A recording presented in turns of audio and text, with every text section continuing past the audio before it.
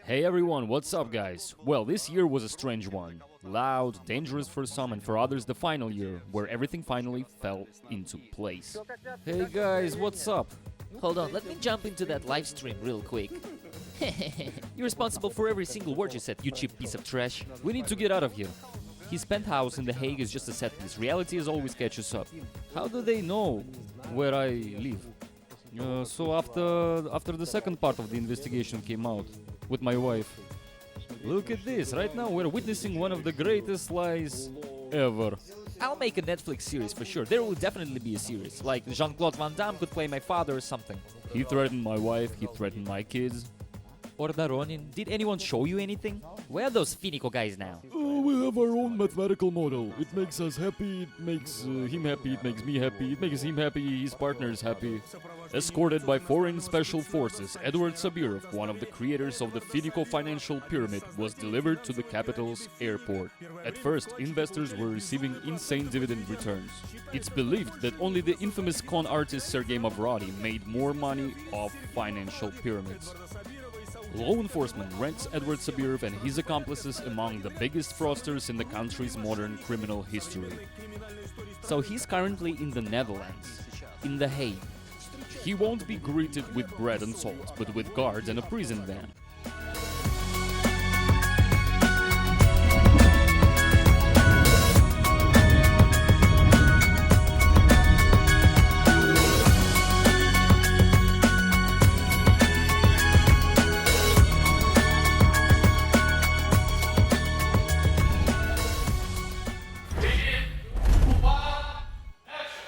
So there are three guys right behind me, three names you've heard many times. Those names are hiding millions and millions of stolen money. From left to right, Erik Gafarov, Edward Sabirov and Sergei Domogatskii, aka Mr. Terimakasih. Some of them thought they would never be found. Some thought that they'd quietly spend the money while blaming the state or anyone else, saying it wasn't their fault. And some never expected to become victims of their own robbery. Thousands of people fell victim to the Finiko pyramid scheme, they lost billions. And now several individuals attacked the runaway money man. According to multiple media reports, there may have been 5 attackers at Sabirov's villa in the UAE. Gafarov and partners, Erik Gafarov is back in the spotlight. He posted on social media that he had spent 3 days in captivity, tortured the entire time. This happened in Istanbul. Burned him with a hot iron, cut off a finger, now he needs skin grafts. Footage from a shootout in Istanbul allegedly shows associates of a crime boss and people connected to Gafarov. One of them may have been Vladimir Sukhapluyevv himself, his accomplice. 3 people were killed, after which Gafarov was abducted by unknown individuals.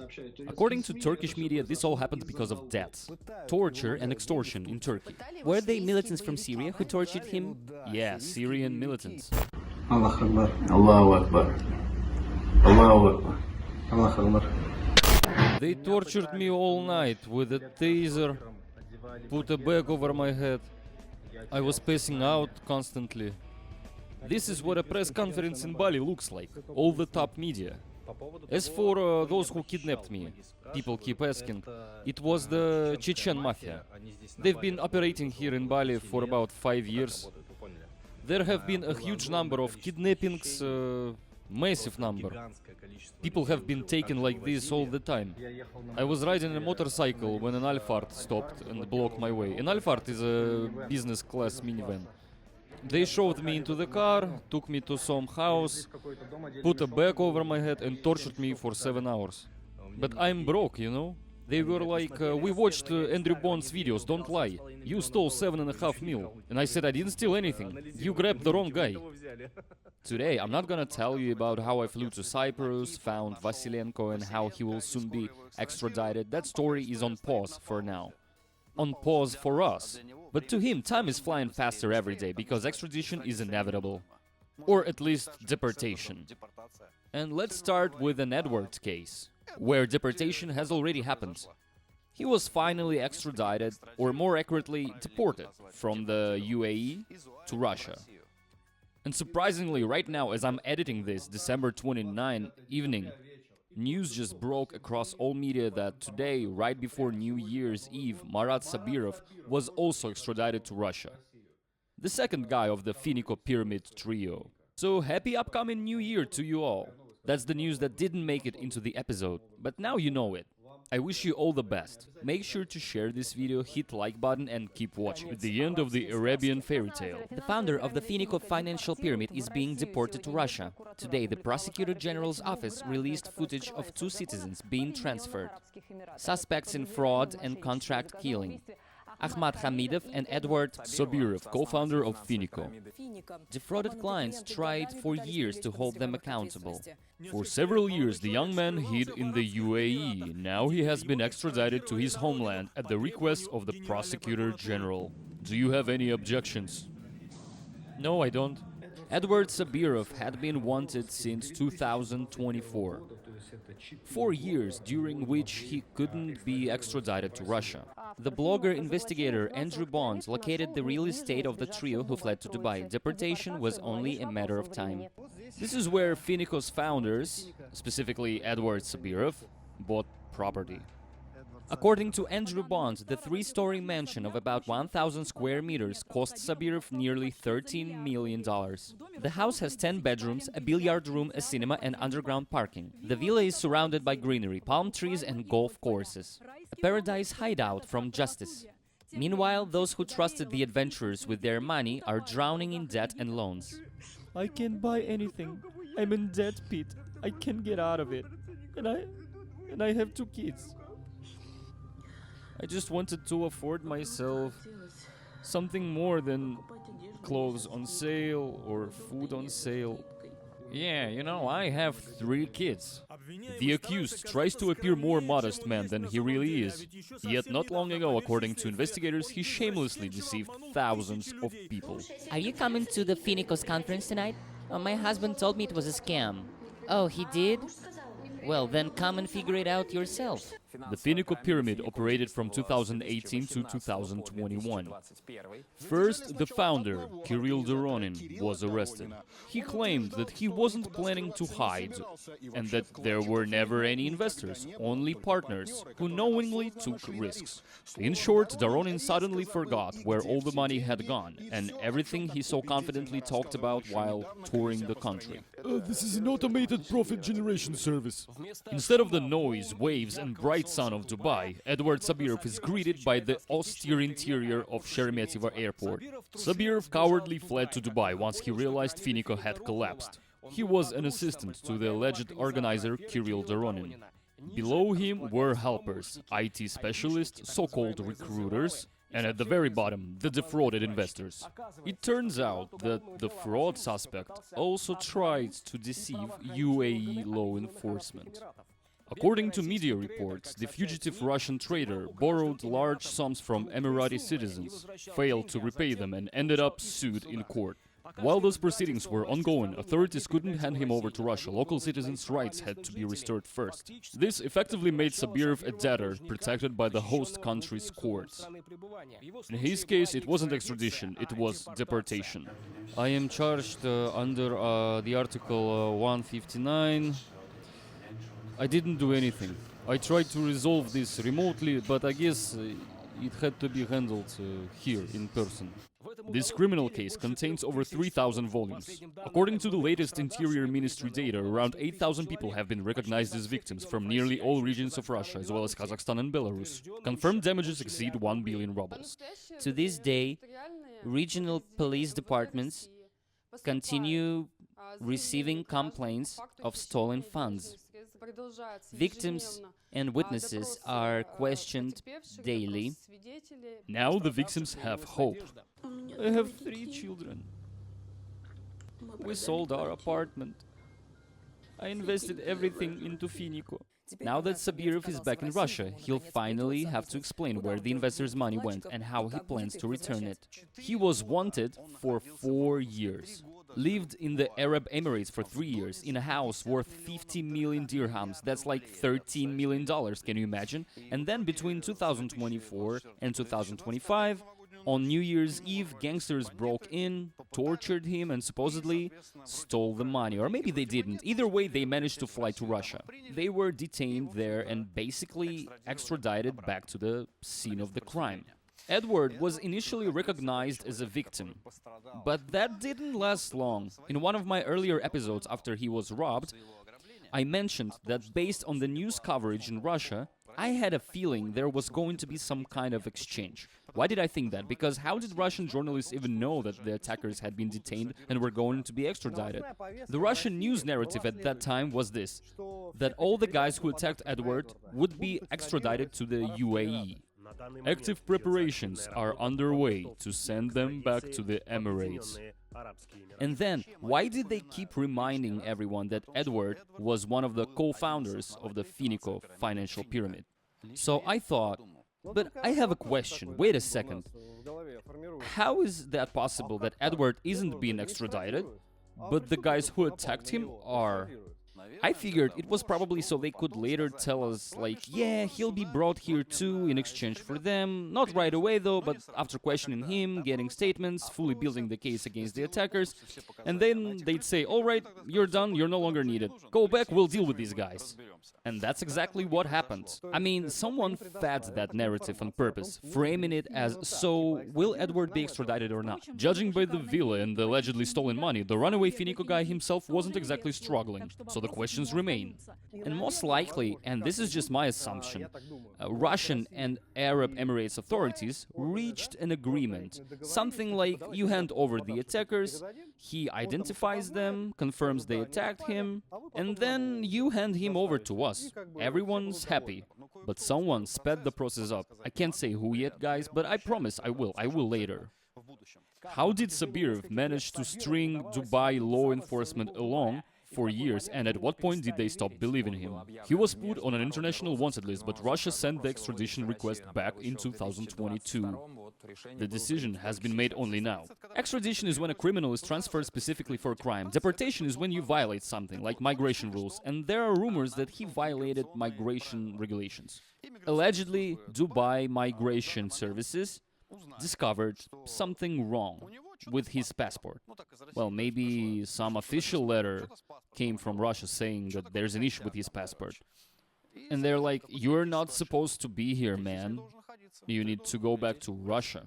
And so Edward Sabirov was sent to Russia on a private jet in handcuffs, along with another criminal, someone involved in a murder-for-hire case, something serious like that. So yeah, he was taken to Russia. But there's one detail. I've heard that besides his Russian passport, Edward also has a Turkish one. So technically, he could have said, guys, okay, there's a violation, but I've got a Turkish passport. There are two possibilities. Either he was opening the drawers and couldn't find his Turkish passport, and they told him, like, no time, let's go. Or he had applied for local residency using his Russian passport, which would mean a legal violation, migration laws and all that. So the Turkish passport didn't help. Sabirov was also allowed to speak with his wife by phone. I'm in Moscow, babe, don't worry. Everything's fine. Yeah, see ya. Earlier, the court had already issued an arrest warrant for Sabirov in absentia. For the sake of the investigation, his face is blurred, but he's already well known, especially to the defrauded investors. Finiko founder Kirill Doronin and several of his close associates are still waiting to hear their verdicts. Follow the case closely. Investigative actions have already begun with the runaway trader Edward Sabirov, now back in Russia. For thousands of defrauded investors, the main question is simple: where's the money? Maybe an answer will finally come if one of the pyramid's founders decides to talk. So there he was, standing there with those wild, terrified eyes, like pulling his head into his shoulders like a turtle, thinking, is this really happening to me? I want to disappear from this world. Yeah, it really is happening to you. By the way, there are rumors that he personally accumulated 6,500 bitcoins. Him specifically. Timur, is 6,000 bitcoins a lot? I just want to understand. Yo, what's up? 6.5 thousand bitcoins converted to dollars is such a massive amount that it looks more like a phone number than money. The government of El Salvador, for example, a well-known fact, has officially been buying Bitcoin into its national wallet since 2021. It's basically a crypto state. At the beginning of 2025, they had around 6,200 Bitcoins, still behind Sabirov. And only recently, in 2025, El Salvador surpassed Sabirov in total Bitcoin holdings. So yes, that's a serious amount of money. They are at around 7.5 now, I think. That's how it is. So does that mean Edward is a good investor? You mean because he put everything into Bitcoin? Well, he won't give us shout out for that. Let him tell that story to his buddies later on a prison bunk. Thanks, Timur. See you around, buddy. Yeah, and now we will move on to Erik Gafarov. Erik Gafarov is another criminal on their international wanted list. Right now he's in the Netherlands, in The Hague, sitting in his penthouse. This is Erik Gafarov.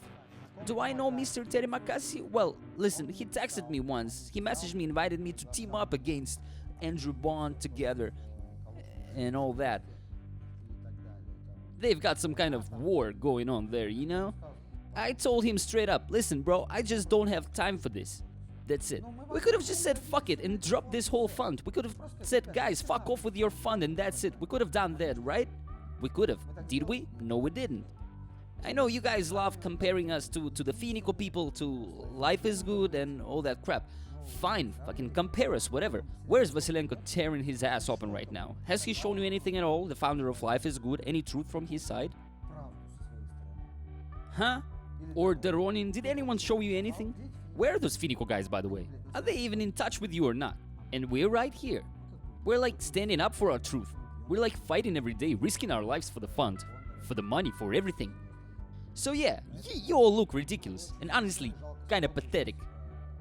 And stupid. So Gafarov decided to speak to the public and ran a few Twitch live streams. They were dead as hell, of course. He bans everyone instantly for any accusation, but we did the main thing. We pulled out the most interesting bits, and now we'll show them to you. So basically, they're going out hunting, right? And here I am, fucking streaming, you know, live streaming, and some hitman's like, where does Gafarov hang out? Let me hop into this live stream real quick. It's like a penthouse, you know? The parliament building is also here, you know, like nearby. And I've got cameras, you know, set up at the entrance, whatever. And this fucking special forces unit, you know, I'm sick of them. They go up to the roof every 3 hours. Every 3 hours, special forces go up there and check the roof. So, yeah. Honestly, I don't believe in criminal solutions here. If you remember, he created a pyramid that was advertised by former Russian national team football players. They supposedly invested in it, and they promised guaranteed profits from betting. He says there was no profit at all. They all say that, but we understand one thing very clearly. You can't guarantee profits from betting. And so they fucked up. I don't know if I'm allowed to swear in this studio, but I said it. What profit? How the fuck can you know profit in betting? A bet can fucking lose. How can you predict profit here, motherfuckers? Somebody please explain this to me. And the client signs this fucking contract, this paper. Do you get what the trick is? You give money for a guaranteed profit, though he says there was no guaranteed profit. But there's this banner with a former Match TV host and Volodya Sukhaplyev, the same guy now sitting in The Hague with him. And right on that banner it says, from 200,000 rubles per month, how to earn, take out loans, all that. And the only way they could lose your money, supposedly, is if someone fell out of bed and died. There were $120 million in our fund. More than 100 was stolen by Kukuruznik. Yeah, and as for Kukuruznik, guys, that's an extremely influential person. He's a close friend of the first president of the Republic of Tatarstan. He's a business partner of Asgat Safarov, who is the Grey Cardinal of Tatarstan. So you understand who Kukuruznik is. That's the guy who Gafarov called uncle. He is really big in Tatarstan, a former deputy, and Gafarov is trying to push this narrative that I have some connection to Kukuruznik. Like, we work together, he pays me, and I've never even seen this man in my life, never spoken to him. He is a well-known businessman in Tatarstan with large assets in logistics, agriculture, and real estate. In an interview with us, he says that Gafarov is not his relative. But yes, he knows his father well and had communicated with Erik. But he has nothing to do with the pyramid. As for the video with IOU, the businessman says he borrowed $200,000 from Gafarov. And this insignificant money that he needed because of a cash gap caused by large investments into his new projects was repaid to Gafarov's trusted representatives in August 2020. And the only joint business they had with the so-called fund organizer was the Sky Lounge restaurant, which was launched with Minihuzin's money. And even those investments never paid off. Well, they really didn't pay off, you know? And he started accusing me of all kinds of things.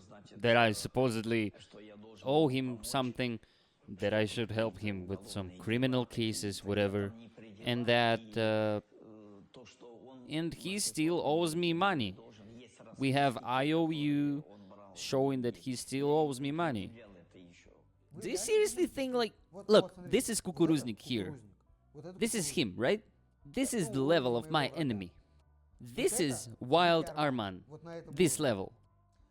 And Andrew Bond? I can't even see him. He's somewhere under the table. That's not my enemy. Really, guys, for fuck's sake. I'm fighting fucking prosecutors, deputies, the head of the Ministry of Internal Affairs, the Kazakh mafia, terrorists who fought against Russia with Basayev himself, who fought for Al-Qaeda in Syria. This is the level of my enemies. And every time when you say, like, Andrew Bond is my enemy, that's fucking ridiculous. Enemy, my ass. Like, look, if I did anything to him, my dad would beat my ass. Put me in a corner, whip me with a fucking belt. Yeah, I know how it looks from the outside, you know? Bond is the main loudspeaker against me, right? And you think he's my enemy because of that? Come on, guys. Yo, I mean, guys, you don't understand. You know what? Just watch the video we're about to release soon and you'll get it. You know, all those guys like Wild Arman, Ajriv, if you met them in real life and they put a gun to your head, your heart would fucking stop. Or you just shit your fucking pants. And me, I've dealt with them. And not only them. The case is fake. It's fabricated. They needed methods. They needed to pressure me. What was their plan? Steal the fund's money? Grab Vladimir or me? Shove a club up our asses? Force us to give away all the passwords so they could get access to the crypto. That was their plan. And you know what? It didn't fucking work. The Russian Federation, the prosecutors, the mafia, everyone who went against us, they all sucked our dicks. They like tried, together, collectively, fuck us up. But they failed to do any harm to us. They tried to kill us many times. They cut off my fingers, burnt me with irons, and in the end, nothing worked. Because you fucking can't break us. So they will all break instead. But here's the most interesting part. Why doesn't Kukuruznik publicly and clearly say that he had nothing to do with the kidnapping? Because in court he admitted it. There's a recording from the Supreme Court where he says the fund's money was stored in my house. That's already a fucking confession. I personally haven't heard that recording. What I heard is him saying that those were his own funds. It was about $200,000 he borrowed from Gafarov under an IOU. And Gafarov likely ripped that audio out of context from court and spun it like the fund's money was stored at his place. We won't mention that that was that IOU money. But even if it was under an IOU, those are still funds, right, Eric? Why the hell were you lending fund money under IOUs in the first place if it was supposed to go into betting? Yeah, and then why does the contract have a fucking million clauses about that? A client comes over and says, here's my money, place bets for me. Has a single media outlet told you that? Yeah, it's really the biggest section of the contract. Risk disclosure. Yeah, it's the biggest section there. You see, if anyone provides real proof, I'll go turn myself in. I'll admit I'm a fraud. But until then, eat my shit, dickheads. You got that? People didn't give you money so you could lend it out to others at interest. They gave it to you for betting. So what? Scam them again? Those dickheads are covering for him. In a decent country, he'd have been arrested long ago and fully investigated. Already jailed, motherfucker. In a decent country. Fuck. I'm angry, I'm sorry. And $20 million stayed with our commercial director. The guy who signed contracts with clients, who lives in London. He opened the company. He handled the drops. So when all the noise started, we went to London in August 2020. And he vanished. He stopped answering our calls. We don't even know where he lives now. Again, we don't know where he lives, we don't know who he is, or maybe do they? Basically, whenever a pyramid scheme is launched, it's registered in London. So later they could clean up all the loose ends very well. Almost all pyramids do this. You can check it yourself. And he says that there is some guy, a commercial director, who has the money. He launched it in London, not us, but we won't tell you the name. And when it comes to everyone else, he talks freely, just name drops, names every surname, tries to somehow connect everyone into one big chain without any evidence. But they won't name that guy and they can't find him. File a report remotely, please indicate who this person is, what kind of commercial director he is, and why he doesn't exist anywhere in official databases. Bullshit. So yeah, $20 million supposedly stayed with him, that's it. How did the money from the Macau deposit box end up at Kukuruznik's house? Now this is a good question, you know? Respect for that question, bro. That's proper hate. Look, of course we lied about the Macau deposit box. What else could we do? Just imagine, you've got up to $120 million. 120 million. What am I supposed to say? You see, I don't have that kind of business where you just open an account and put the money there. It's impossible. And we had to withdraw. Withdraw what? When you're making bets with everyone's money, that money is obviously in circulation, in constant flow. And then suddenly, it all ends up on ledgers, on cold wallets on laptops, and those laptops are at Kukuruznik's house. Let's say Kukuruznik hired cops who took those laptops, but how did the crypto end up there in the first place? If all the money was supposed to be constantly in betting circulation, you had daily trades, daily bets, and you yourself already said that the Macau story was bullshit. Hey, who the fuck was this live stream meant for? So yeah, we came up with the whole Macau box story to distract attention, you know? We had business in Macau, that's right, yeah, we were there quite often. So we're like, yeah, the money is there.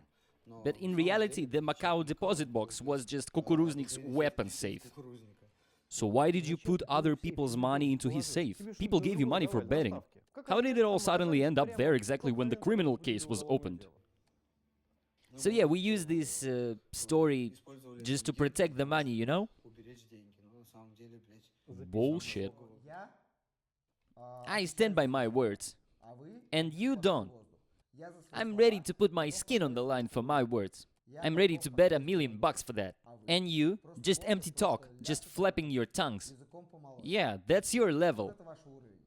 And I stand by my words. And that's why you'll never become Erik Gafarov. You'll remain nothing, just dust on a table. Since 2004, I've built dozens of successful projects. Show me at least one example of a fraudster who built successful projects, handled millions of dollars. I earned my first $1 million in 2014, by the way, 5 years before the fund. So tell me, who just suddenly switched to fraud? Show me such examples, tell me. Fraudsters don't do that. Tell me about Doronin and Vasilenko, for example. What companies did they build before Finiko and before Life is Good? Tell me, what restaurants, what shops, factories did they build? How many jobs did they create? Please tell me, I'm all ears. But as for my business achievements and accolades, those get kept quiet. So he's now sitting in his penthouse in the Netherlands, in The Hague, waiting for political asylum. And two of his accomplices, Vladimir Sukhoplyuev and Denis Akhmetshin, were shipped there in containers from Turkey, by water. For the first time in my life, I'm going to the city of Den Helder. By lunchtime today, a ship from Istanbul arrives there. It spent 11 days at sea, and on that ship there are some people that I haven't seen free for 1,402 days. And they're also expecting to receive political asylum, but that won't happen. His penthouse in The Hague is just a set piece. Reality is always catches up. Here's why. There are rumors in the Netherlands that criminals on international wanted lists, especially from Russia, have started being denied political asylum. You get 30 days, you wait, then they ask you to leave. They won't extradite you directly to Russia, but they can say, you've got 2 days. Get the fuck out. After the criminal case was opened, Erik Gafarov tried to obtain asylum in Georgia, but what bad luck, the lawyer he contacted also watched Andrew Bond's videos. A person who scammed hundreds of people will not get asylum in any country. That's technically impossible. My friend and colleague, Andrew Bond, a well-known Russian blogger and journalist, asked me to comment and give a forecast regarding Erik Gafarov and his issue, who is currently in the Netherlands, as well as his colleagues and accomplices, Ahmedchin and Sukhopluyev. And also another individual on the island of Bali, Sergei Domogatskii, aka Mr. Terimakasih. So Andrew has prepared some questions for me and I will gladly answer. We have been dealing with legal cases of all sorts for more than 7 years now, involving Interpol notices, asylum, extradition, and international law. So while you don't have to take this as absolute truth, what I'm saying is very close to the most realistic outcome. So let's begin. Mr. Gafarov openly admits he is in the Netherlands and he's requesting protection. But to be granted asylum, you must demonstrate and prove that persecution in your home country is political, racial, religious, or related to alleged war crimes. Only in these cases, with an evidentiary base, asylum can be granted.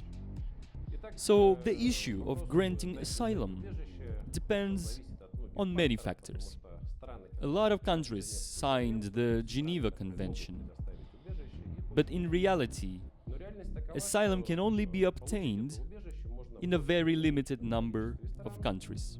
And up until 2024, the European Union was essentially one large asylum zone.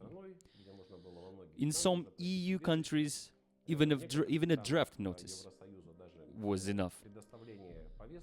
But by 2024, the situation changed dramatically. Obtaining asylum became extremely difficult. The asylum review process in Europe takes around 9 months. As a rule, it can be extended though. And it takes, on average, a year or a year and a half for the decision to be made. You are either granted asylum or you are not. Then, if a person disagrees with a refusal, they, of course, can go to court. And this is where things get interesting. In Europe, court proceedings can drag on endlessly. Very long. In some countries, like Spain, such cases can last 5 years, maybe 10 years. So this is not an appellate court. It's a supervisory court. After that comes the appellate court, and then you can file an appeal with a higher court. Overall, these instances take a fairly long period of time. So if after a year a person hasn't been officially recognized as a refugee, I'm talking about the status only, the refugee, that means that that person is still in process, and the process can last for years. Europe is now extremely reluctant to grant asylum. The number of refusals has skyrocketed. In the last years, Europe doesn't need Russian criminal elements. There's already plenty of crime that arrived over the last 3 years. And some people say that Europe is such a paradise, you can come here with whatever criminal case you have, and you will get political asylum with no problems. But it is no longer that. For more than a year now, the narrative, come with any criminal case and you'll get asylum, has been dead. In case of refusal, everyone will be deported. Deportation is a soft form of return. You know, you're detained, jailed, and told you can go anywhere. Whatever destination, it's up to you. But if you're wanted by Interpol, you can only go to one country, the one searching for you. They can't stay in migration prison forever. Sooner or later, they will be sent back. Because no country will ever welcome a real criminal who is on an Interpol wanted list. But his accomplices, Sukhaplюев and Akhmetshin, are completely fucked with documents. They are unlikely to get asylum. Gafarov still has some tiny chance, but considering what he said on his Twitch live streams, you saw that, right? He basically made it clear to me that most likely he won't be granted asylum. Let me explain.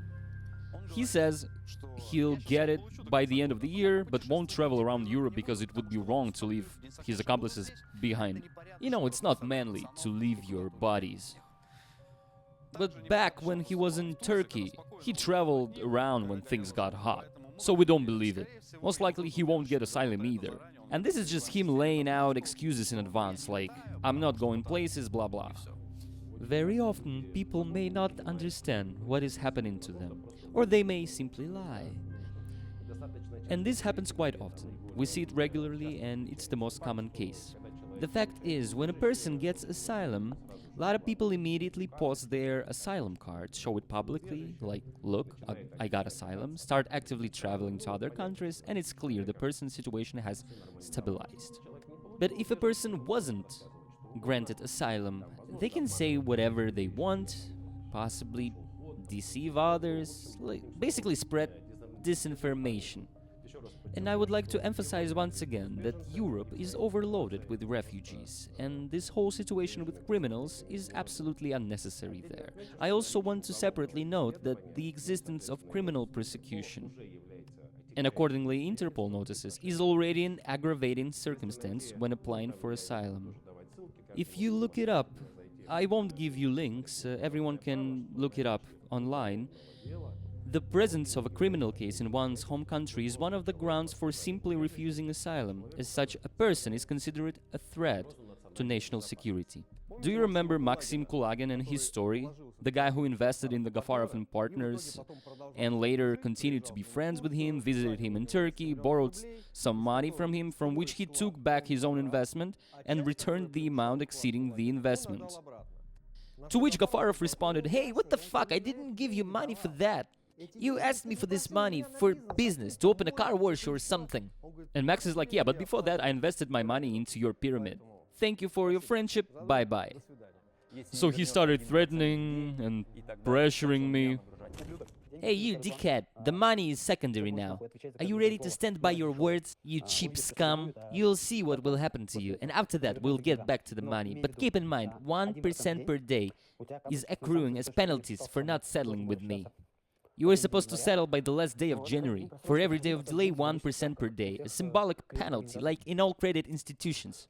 You fucking moron. Everything that's about to happen, I didn't want this. You earned all of this yourself with your actions and your fucking cowardly mouth. You think you're in Russia and I'm far away so you can't screw me over? Fuck you, you fucking liar. You cheap whore. Where is the proof that we agreed in dollars? I've got plenty of proof, motherfucker. All conversations are recorded. Never mind. Your life is fucked, so enjoy your last money while I sort this out. And Gafarov hired some guys who poured acid on Maxim's face in broad daylight in Stavropol City as he was leaving a fitness club and walking to his car. They also threatened his family to mutilate and disfigure his children and wife. They threw a bottle through the window of his relative's house, set fire to a house, which, by the way, didn't belong to him. They poured gasoline on the door of an apartment in a multi-story building, which is basically the level of a terrorist attack. They just didn't manage to set it on fire. And they also scratched his expensive cars in the parking lot. And at the time when the video was released, only 2 out of 3 criminals were detained.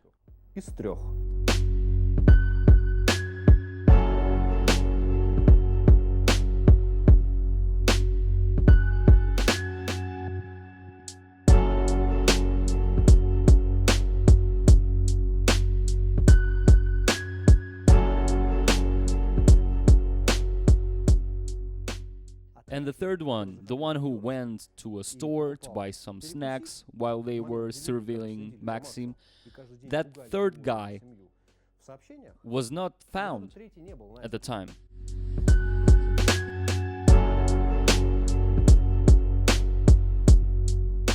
He's also from Republic of Moldova, like the other two, and lived somewhere near Moscow. Yeah, so I arrived around 7:30. I was standing here smoking, They were standing about 2 or 3 meters away from me. On the corner. Yeah, on the corner. They were wearing light sneakers. I remembered their clothes roughly, mainly by a logo, a print. Didn't remember anything else specific. I remember one of them had a hat. He was wearing black gloves, exactly like in the video. It was exactly like that. At least the tall guy. The shorter one, I didn't pay much attention to his clothes, to be honest, but I clearly remember the tattoo. Yes, and because they came up and they asked for a lighter, and I remember they were smoking. And he had a tattoo of an animal right here. And I think there was some kind of inscription there too. That was the shorter guy. Yeah, the short one. He had a realistic tattoo. I remember an animal, either a bear or a cat or something like that. I remember thinking how they weren't cold, they weren't doing anything. When we went inside, they went off somewhere in that direction, toward the parking lot. And about 10 minutes later, they came back and asked if they could warm up. So they sat at the table. I asked if they wanted tea or coffee. They're like, no, we just sit here. And I'm like, okay. They didn't order anything. They sat there for 5 minutes, maybe. So in the evening, Vicky left and Abdullah came in. So we were working with Abdullah. And exactly 30 minutes before closing, they came back. It's like around 7:30. Yeah. Abdullah warned them that we were closing in 30 minutes. So they ordered 2 lattes and sat in the small room here. Exactly at 8, Abdullah came up to them and said that we were closing. And who paid the bill? The tall one paid. The one from the video? Yeah, the tall guy. The one without tattoos. He paid by card, and at 8 o'clock, they left.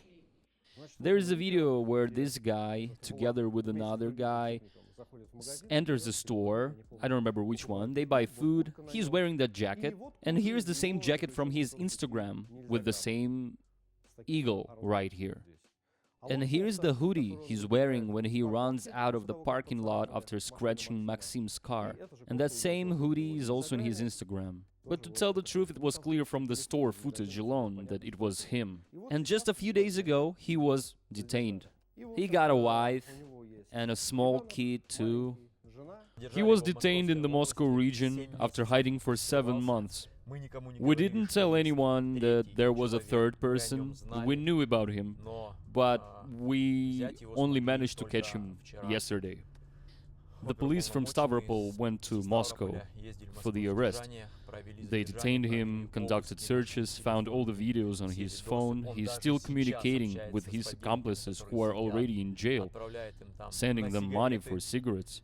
Everything is clearly documented, and now I'm heading to court to determine the preventive measure. Of course, he will be kept in custody because he is also a citizen of Moldova. He confessed to everything, gave up everyone, explained how and where everything was done. Justice as always prevails.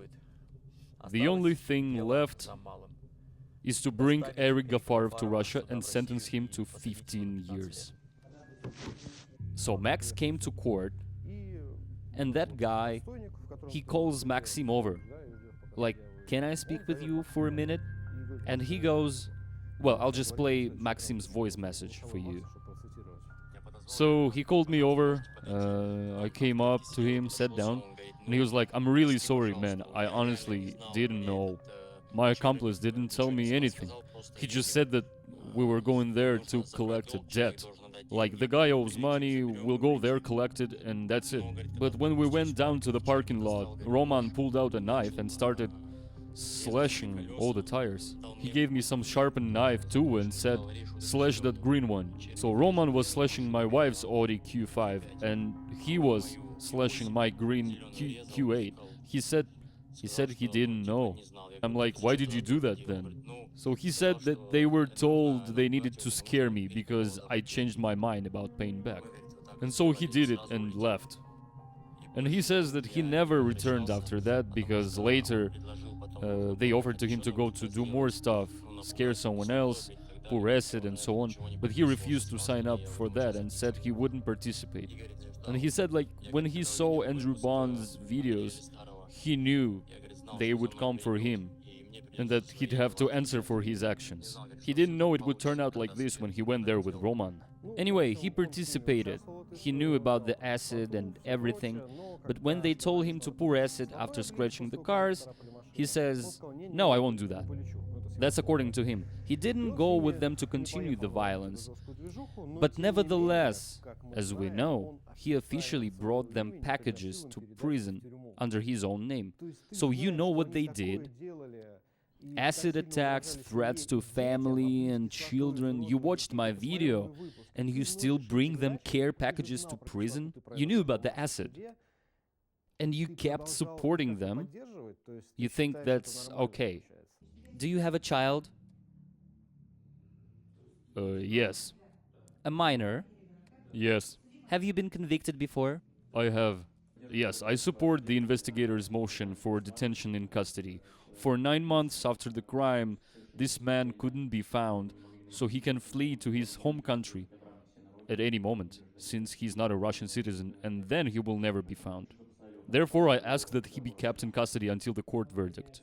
Charged with committing an especially serious crime punishable by up to 15 years in prison. Also being checked for involvement in similar crimes. No registration in Stavropol Krai and no Russian citizenship. And while free, he may continue criminal activity, which is confirmed by operational information from Russian law enforcement and the investigative committee. Applying a lighter preventive measure than detention is inappropriate.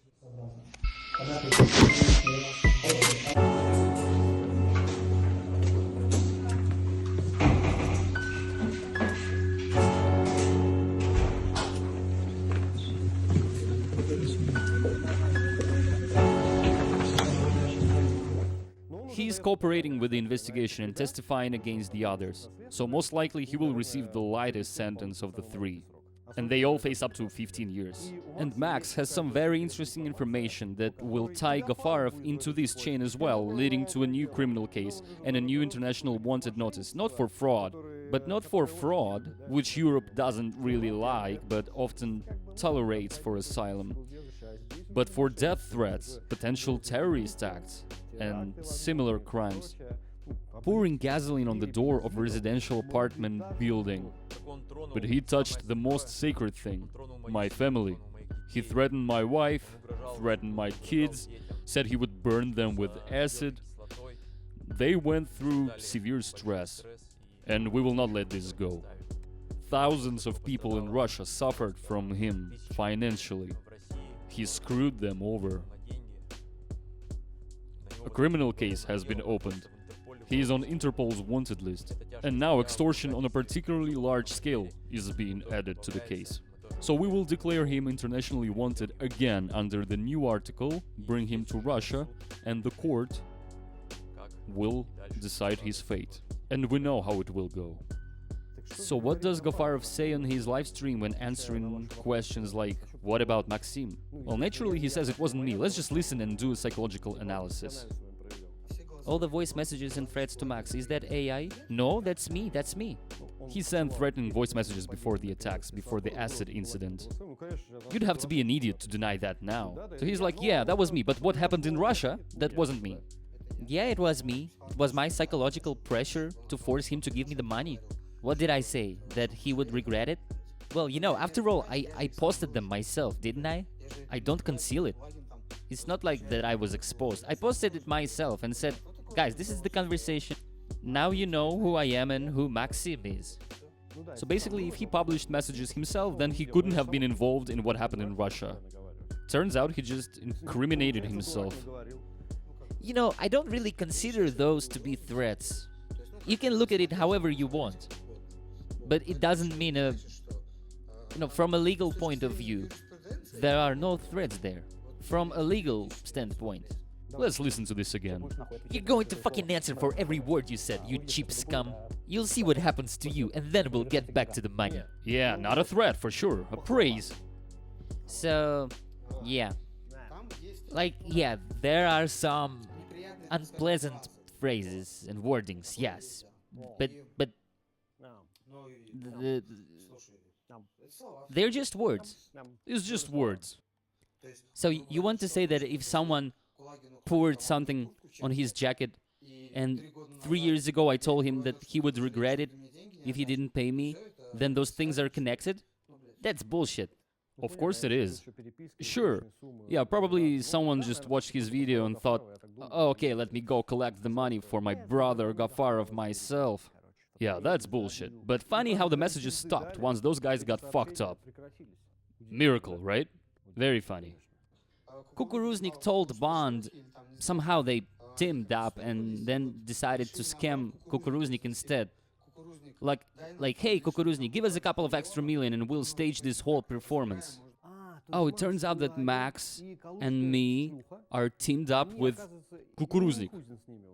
Yeah, basically all the people who go against Gafarov are working together with Kukuruznik. So this will create even more problems for me. He'll easily give that money. It's not an issue at all. I think that's roughly how they tried it. I can't explain it any other way. I mean, if there were some real solid evidence, then good, but come on, guys, this is complete bullshit. Nonsense. How can you come to someone's apartment to set it on fire and forget to actually set it on fire? Like pour gasoline but forget to light it. Like what?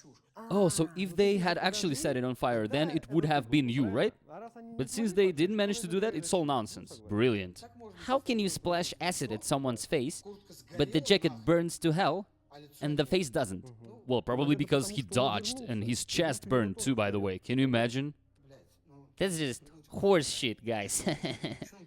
How can anyone believe that crap? And how can the cops trace it back to you if you order it through the darknet? Well, my friend, there's the presumption of innocence. Let the cops prove it. What is darknet? Like, is that the place where people order drugs? Oh yeah, you wouldn't know about that. Right. I honestly don't even know how to turn it on. So you hired them directly then? Well, we'll see what kind of testimony they give. They hired themselves so they could frame random guys and send them to prison. That's what I think too, that they found someone and just staged it all. Meanwhile, one of the attackers calls the victim over in court, apologizes and gives details. So basically, they hired some guys to make a fake attack, splash fake acid, because fake acid only burns jackets. Well, I don't give a fuck, guys. Let's not waste time on this. Fuck it. There is no evidence, right? If you have evidence, let's discuss it then. If not, why waste time? And Maxim, he's not worth the attention. He's a very bad person. Yeah, very, very bad person. How could he take back the money he wanted to keep? He took money from him and then he took it back. Yeah, very bad person. You know, actually, it's the opposite. You know what's good? He went to Andrew Bonds and recorded a video where he acknowledged the debt. And what do you think my lawyers did? Huh? You know what I did? What? Documented it. Seriously, and we also documented how he gave you the money into your fund, your pyramid. So how do we solve this now? Call some deputies? There's a notarized acknowledgement that Maxim owes me money. And what do you think I will do? I'll take the cash in court. That's it. Seriously, you're willing to bet your ass on that? Or two asses? Would you talk to Andrew Bond on camera in the Netherlands? Look, it's already too late. The moment has passed. The guy allowed himself too much. He's just not worthy of talking to me. He's not on my level. If at the very beginning, when everything started, he had done professional work, like contacted me, asked for my position, not the prosecutor's or investigator's position, because in Tatarstan someone could lose their head for that. If he had approached it calmly, like asked questions like, what do I do, how does everything work, then yeah, I could have talked to him without any problem. I'm open to normal conversations, you know, guys? But after what he allowed himself to do and to say, that chance is gone. You guys don't worry, everything is planned. Don't worry, I just don't have much time. But everything will happen. Everything is planned, yeah. The guy's already served time, got ironed with an iron, other people were killed, he's now completely fucked in The Hague, can't leave the house, walks around the table at home every day, everything's planned. Maxim will settle with me. And it will be official. Sure, through the Russian Federation court. He makes a lot of mistakes. And I'll beat the shit out of him using his own mistakes. You'll see. Hardcore. Tell us about the video where you're standing in front of a flag with Dan and with Abu Hakim. Yeah, that's when we were in captivity. We recorded humiliating videos supposedly supporting the Republic of Ichkeria, financing them, which is considered terrorist in Russia. There are more videos too, lots of videos. Do you know how many takes there were? Fuck, it was a whole Hollywood production. They recorded many takes, but used only one, where he allegedly orders his uncle assassinated. Those videos were sent to me, so I would publish them and so a terrorism case would be opened against Erik. But despite Erik being a complete piece of shit, I didn't do that, because sooner or later the truth comes out. I showed it the way I see it. Something smelled off in those videos, so I assumed that most likely those videos were recorded before the torture, so they could blackmail him later. I compared his clothes, showed the dates he arrived, that he was friendly with them, and that he was tortured in the same clothes in which he allegedly orders his uncle's murder. And yet he drags his uncle into this, whom I've never seen in my life, even though I showed that this was staged. And if I were teamed up with him, I would say, oh look, he ordered his uncle killed. There were lots of videos recorded that evening. But since this video surfaced, he will say exactly that that uncle ordered my assassination. Since the video surfaced, yeah, I'll say exactly that. Instead of protecting us, they sent fucking terrorists after us, thieves, hitmen, fabricate criminal cases, and we fucking live with this. Just Google Rustam Ajiyev. He's an Al-Qaeda terrorist, Basayev's terrorist. One of the most criminal people on this planet. Right in front of me, imagine this. There's that video where I allegedly order kukuruznik from Abu Hakim. And that video was recorded on maybe the 5th or 7th take. And they would send the takes to Kukuruznik himself, and he would go like, add this wording, this question, should we punish him harshly or not? Turns out Kukuruznik is a fucking producer. Abdul Hakim, we need to remove Ravil. Here's a down payment of 60,000, the remaining 500,000 upon completion. The down payment? Yeah. And where is the address, name, surname, photo? We need this information. I'll send everything needed. Will you? Yes, I will. What's his name again?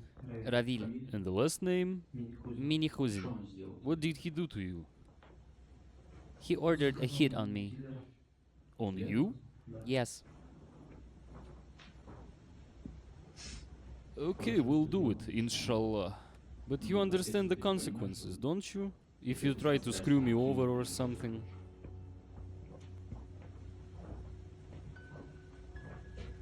I guess I do. Then everything will be done, inshallah. Does it matter how? No, no difference. Just assassinate him. Yes. Then we'll do it soon.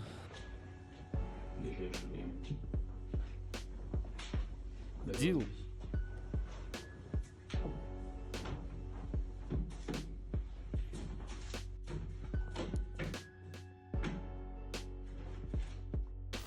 I watched that video and immediately knew it was staged, acted. Could they have forced him? They could have. Yeah. Yeah. Why was this needed? After captivity. You saw me after captivity, right? I'm a walking piece of evidence. We weren't supposed to live. We were supposed to be fucking killed and buried, so those terrorists wouldn't have problems. And what were the videos for? To show it in Russia later. Like Kukuruznik said, not Kukuruznik, but maybe some other, I don't know, Overheated by bullshit. Like Kukuruznik in Russia would say, and then Erik realized, fuck, he didn't say that, and changes his version, right on the go. And they thought that I was connected to terrorists. Nobody thought that my brain would outplay them all. Outplay whom? I said from the beginning it was staged, you idiot. Nobody believed me. You know the problem with all my enemies? They all underestimated me. Every single one of them. From Kukuruznik to that sweet couple, Andrew Bond and Maxim Kulagin. They underestimated me, everyone. And in the end, me, Kulagin, Kukuruznik, everyone spoke the truth about you. You say Kukuruznik stole fund money, but in court is just acknowledged by a receipt. Everyone will suck my balls. And they'll suck so fucking hard they'll remember it for the rest of their lives. So yeah, that's their problem.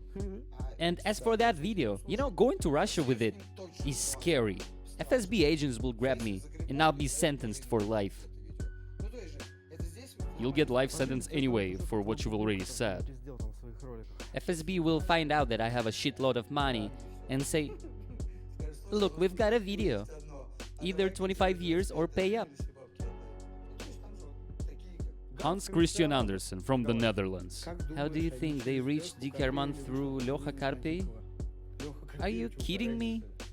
Karpei and Diki don't communicate. Karpei is my friend. No, not at all. I know how they reached him, through Tarasov.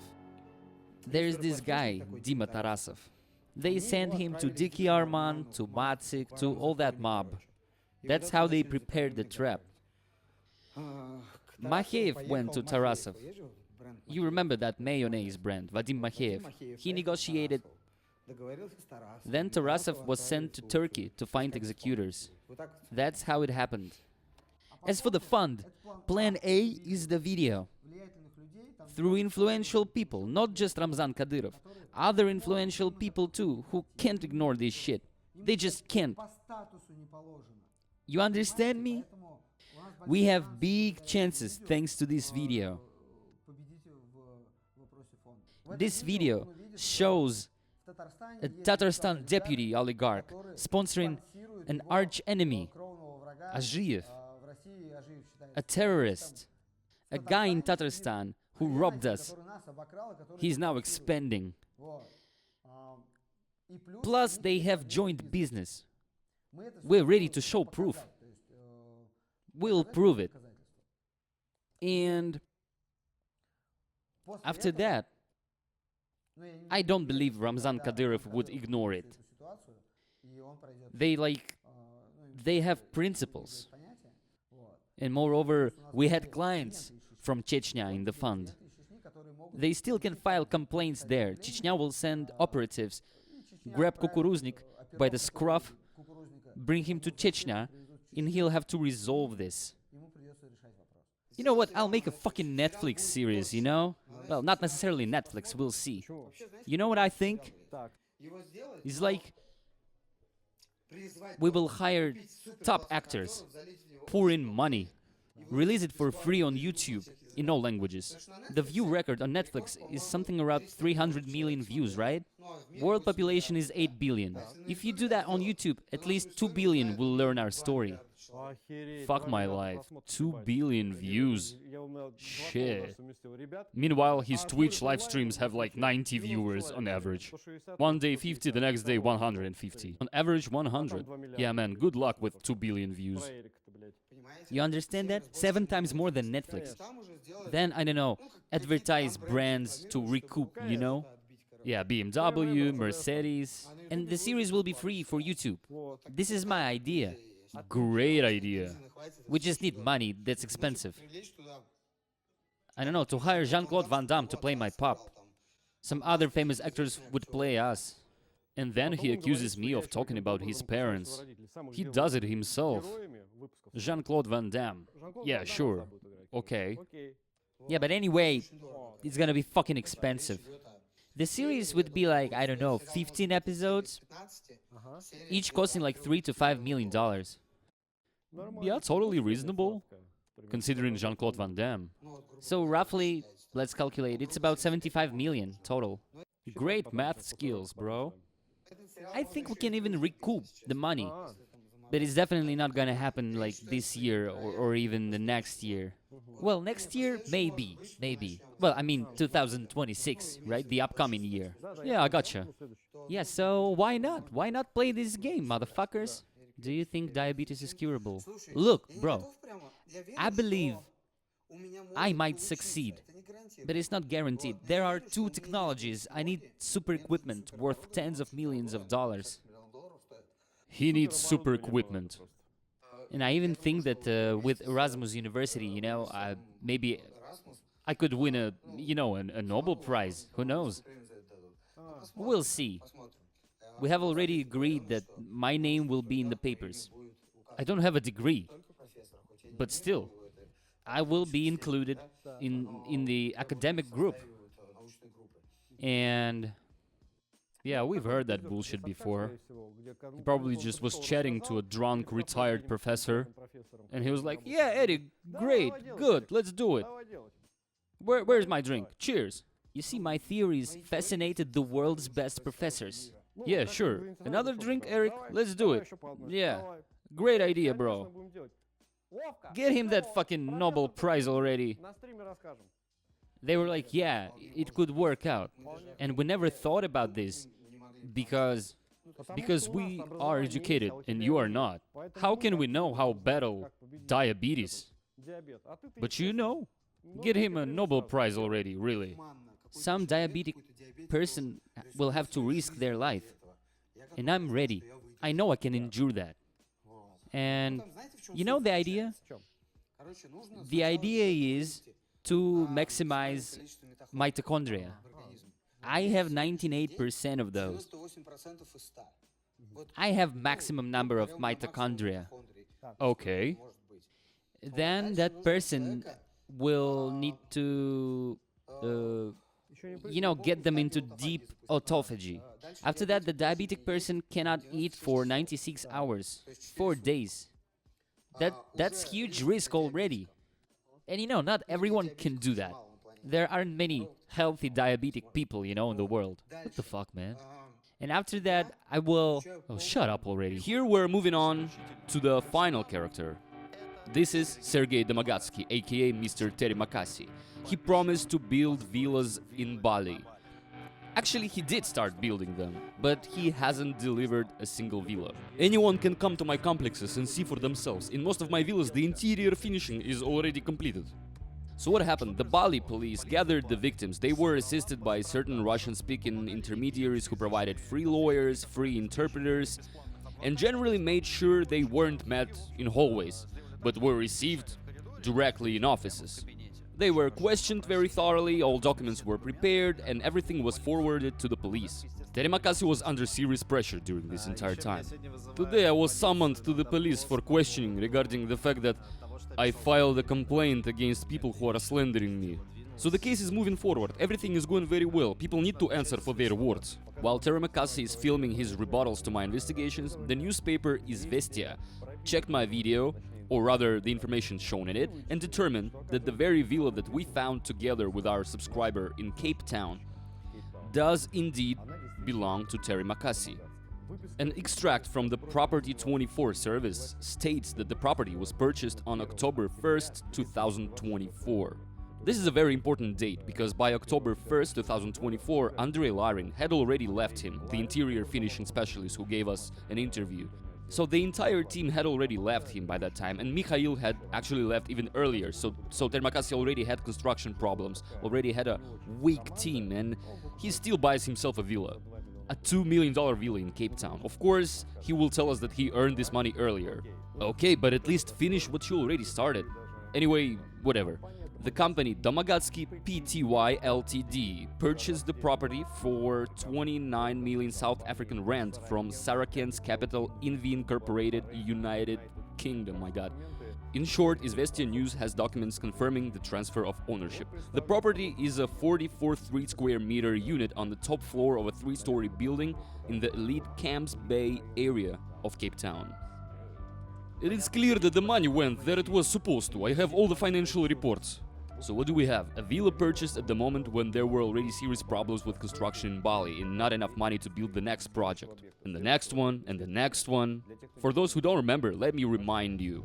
First, he raised money for Nusa Penida project. Let's say first he raised money for one project, boxes were put up there in one showroom. Without finishing that, he started a second project where Andrei Larin told us that he was pulling workers away, moving tractors, bulldozers, excavators back and forth. Andrew was like, first let's finish one project at least. And he was like, no, and they needed to launch the second project, and then there's already a third phase, and they had this another project, Santorini style houses, because they're cheaper so you can collect money from a poorer audience. Then yet another location with a black beach with black volcanic sand. So he wanted to start building there too. Construction was supposedly underway, though in reality they were just paving the roads, and people gradually started leaving him, realizing, fuck, we don't have money enough for even one project, and you're already collecting money here and there. So they realized it was a scam. You saw all of that in my previous episodes. So no matter how Terimakasih tries to excuse himself in his rebuttals, on October 1st, 2024, when the whole team had already left him, he buys a villa in Cape Town. Nice. At the same time, according to Izvestia, his company in Cape Town is in pre-bankruptcy condition. They owe salaries to employees. Izvestia journalist contacted one of his acquaintances, who confirms the purchase of the villa and the registration of the entire company structure in Cape Town. And on top of that, he said that Terimakasih also owed him money.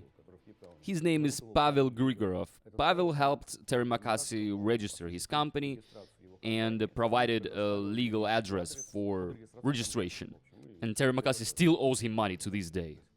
As Pavel says, he owes me money too, but apparently I'll have to wait a long time. Well, no shit. Just don't post anything bad about him or he'll sue you. And make video rebuttals. Izvestia News also interviewed Terimakasih's neighbors at that villa. They said that he hadn't appeared there for a long time, but at that moment his wife was living there. By the way, in his rebuttal, Terimakasih says that it would have been easier to just open Airbnb, select dates, find the villa and see that kitchen faucet there, implying that I'm an idiot and searched in a completely different way. Of course it would have been easier, especially if I knew where the villa was. We didn't know where it was. We saw a photo from a friend of your acquaintance who took a picture from your villa, and only based on that did we start figuring out where it was located.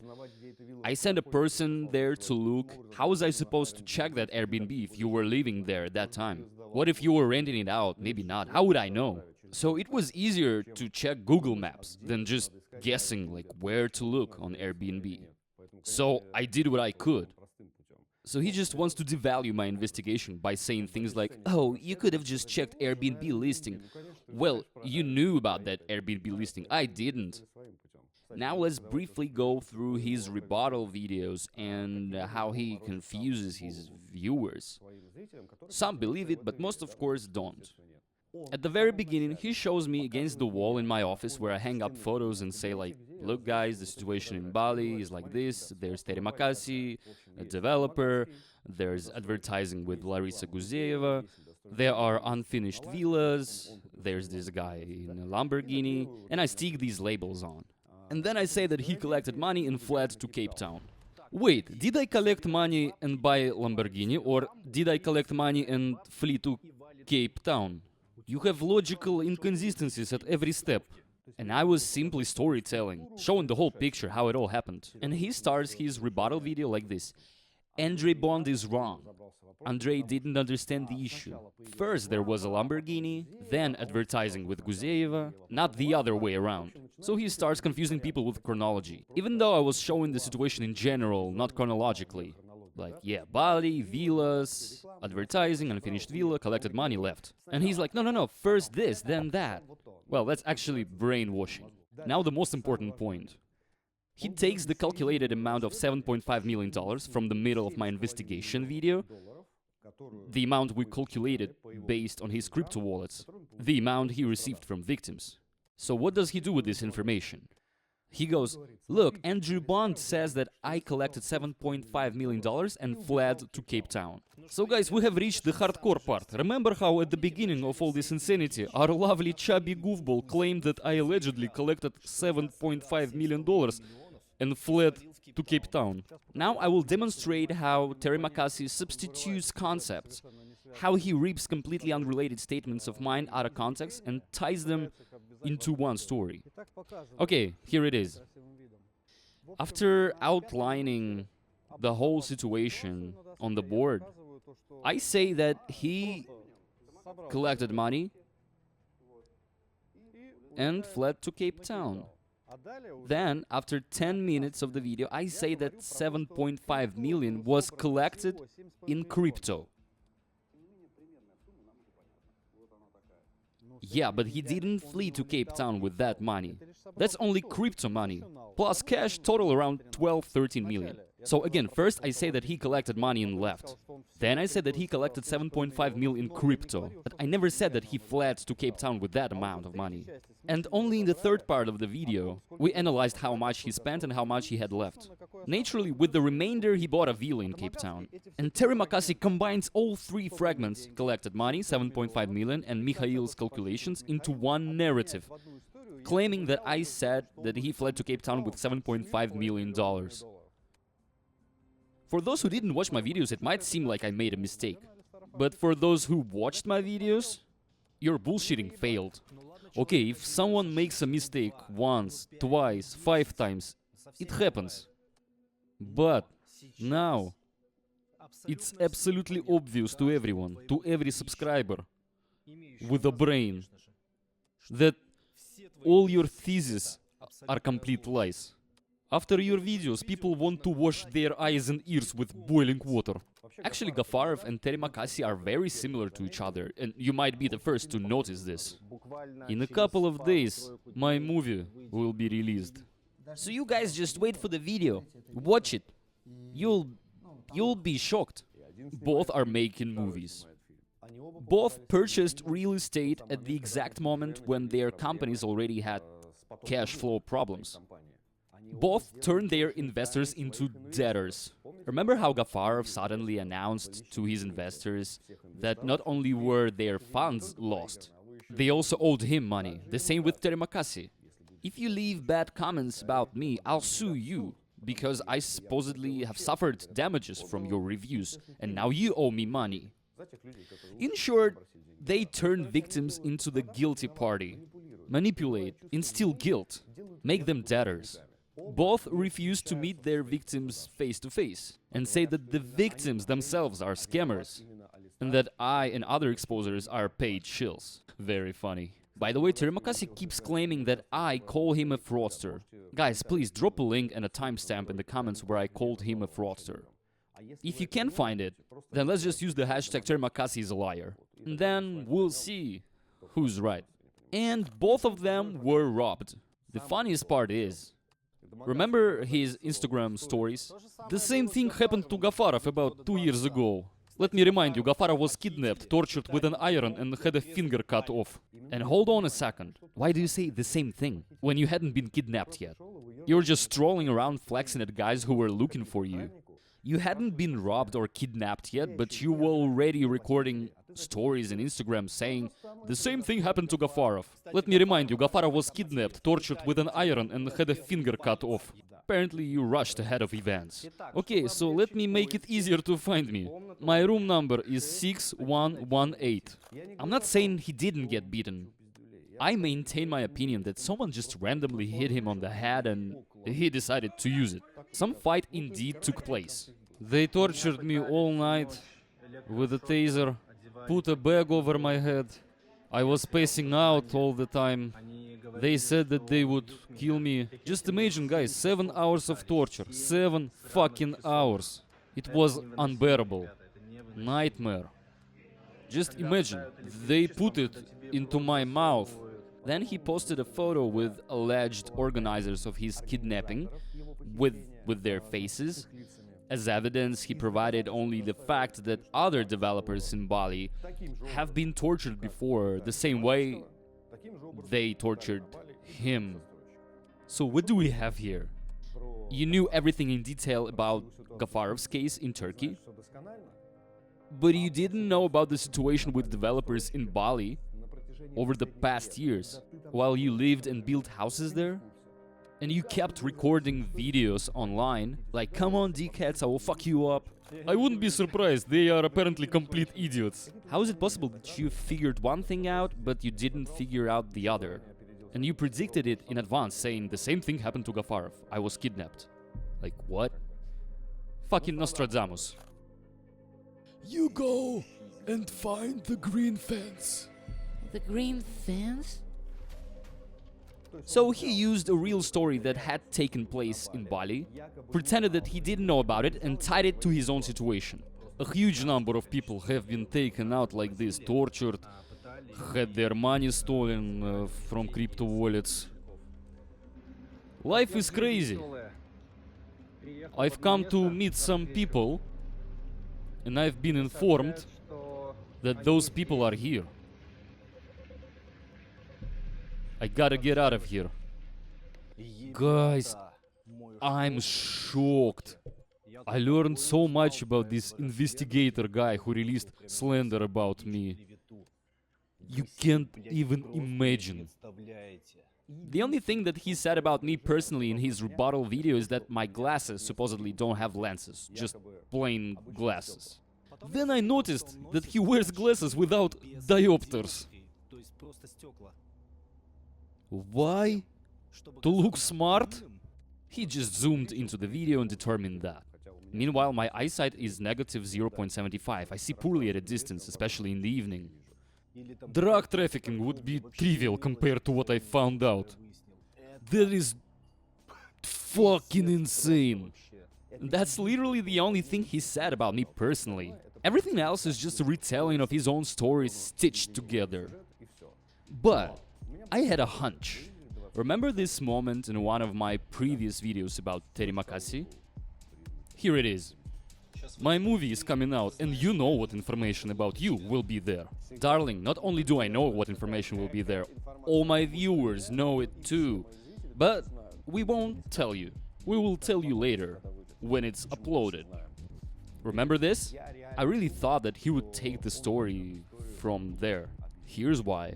When I released the video about Terimakasih on September 21st, 3 days later, a massive number of identical articles appeared. Media doesn't work like that. There's a source and then it's paraphrased. So the editors just rewrite those articles. But those were identical articles, like 30, 40, maybe 50 of them. They were published on some trash sites exactly 3 days after my investigation. I didn't release anything else that day.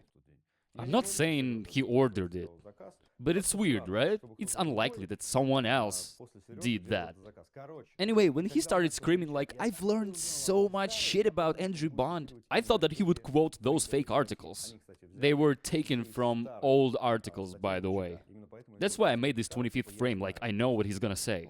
Maybe he figured it out and thought he beat me to it, and decided to talk about my glasses instead. That's fine. Alright, I'm safe, but there is one complication. My informants told me that the mafia knows where I'm currently living. The thing is that I live in hotels. I don't register them under my name. I change hotels every day. I change motorcycles every day, and I change helmets and jackets every day. So how do they know where I live? I don't even have a SIM card in my phone to go online. To go online, I go somewhere, access the internet there, then wander around for half an hour and then come back. I don't understand. Anybody who knows how it works, please explain in the comments how it's possible. I got no idea. There are about 30 victims now, even from abroad, not necessarily Russians. And you would think, well, he should be arrested. But Terimakasih has already left Bali. Yes, it's true. I went to Kuala Lumpur for a few days because Bali isn't entirely safe. My informants often tell me that I'm being tracked. So, to protect myself, to stay safe, I had to live in a neighboring country. Why not far? Because I need to handle issues with my construction projects constantly, sign documents there, deal with land issues. In addition to that, police from time to time summon me for various interrogations so that my cases against slanders can move forward, and I cannot go far. And it's literally a 3-hour flight from Kuala Lumpur to Bali. So I am in Kuala Lumpur. I'm under protection, don't worry, everything's fine. Although the police stated that his departure was blocked, everything was fine and they would arrest him soon. They had already tracked down some of his accounts, but in spite of that, he left the country. The police refused to give any comments to the victims, but at least they made things a bit more difficult to him. He probably won't come back, because all the equipment is already overgrown with grass. So, kitties, how is it going? I'm in shock, guys. In a couple of weeks, it'll be New Year. What? This has probably been the fastest year of my life. I've noticed the older you get, the faster the years fly. Just like this. He has been seen in Brazil when he went out recording Instagram stories in front of a furniture store, which by the way starts with the word Bali. Probably he thought, everyone will think I'm in Bali, let me stir up some confusion. But no, that was Brazil, São Paulo city. By the way, it was in one of the most central and very luxurious neighborhoods. Today we'll also go through all of his statements and find out why he accuses Aaron Geller, some local developer, of stealing money from Terimakasih. Well, the money wasn't really stolen, because as he says, it's all in construction. Well. Who is this guy? How is he related? The relation is simple. If you find Aaron Geller's old abandoned TikTok account, there are videos from 2023 warning investors not to get involved with Terimakasih. Top 3 ways to waste money if you are an idiot.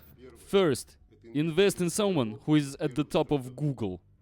Most popular on Instagram and taking selfies on the construction site. You pay for the Lamborghini he rides in. I don't know yet whether Aaron is connected to his kidnapping, but clearly he's been holding grudge against Aaron for a long time. Nevertheless, Aaron has apparently contacted the police regarding the situation. It's all very interesting, because the case of my kidnapping has been given high importance status. They've already found the car belonging to Aaron Geller, which was used in my kidnapping. And the main participants in the kidnapping have been identified. The prosecution and police fully understand that this info dump was intended to stall the case. Like I staged my own kidnapping, nothing to investigate. And so it was assigned high priority status, and we wait for these people to be put on international wanted list. And what did you think? You've come to Bali and decided to sell real estate costing 50k for 300k? You really think this can go on forever? Look there. This costs 50k. And what would you sell it for? 300k? Well, goodbye, brother. You're done. See you in hell. Okay, my little detective fans. I finally found out who kidnapped me. Who ordered my kidnapping and torture. Who orchestrated all the harassment against me. Who organized all those police reports and everything. Why it was done, for what reason. You'll freak out, guys. I literally sat still for 2 days, my hands were shaking. When I found out the reason for all this harassment, kidnapping, torture and so on. It's shocking. And very soon I will release a YouTube video explaining all this. But most importantly, I'll explain the connection to Mikhail Khodorkovsky. Yeah, that very Khodorkovsky. Russian billionaire and oligarch. And what role Gafarov played in all this. By the way, one thing. You might say, Andrew, he seemed to build things well, so how did he manage to screw people over? If he wanted to scam them, he wouldn't have built well. And here's the key. Bali is a small island. Yeah, it's very luxurious, very fancy. Just imagine such prime locations on a hill with a beautiful view. And before him, neither Chinese developers, nor big corporations, nor Hilton Radisson or Ritz built hotels there. And Terimakasih easily screwed people in Russia, then went to Bali, got these prime locations easily. Because in my opinion, there was a small corruption window. Big corporations know it. You can start building there, but long term it might end very badly. Governments often change, constructions freeze and so on. Terimakasih understood this, found a small corruption window, again, this is my opinion, and started building there. He knew he might not finish. Opened a second, third, fourth phase, which was just a plain field with cow shit on it. And in the end scammed everyone and fled. Never build where it's absolutely forbidden. And this is what Andrei is accused of. He was building real estate on lands with LSD status. It's a protected area.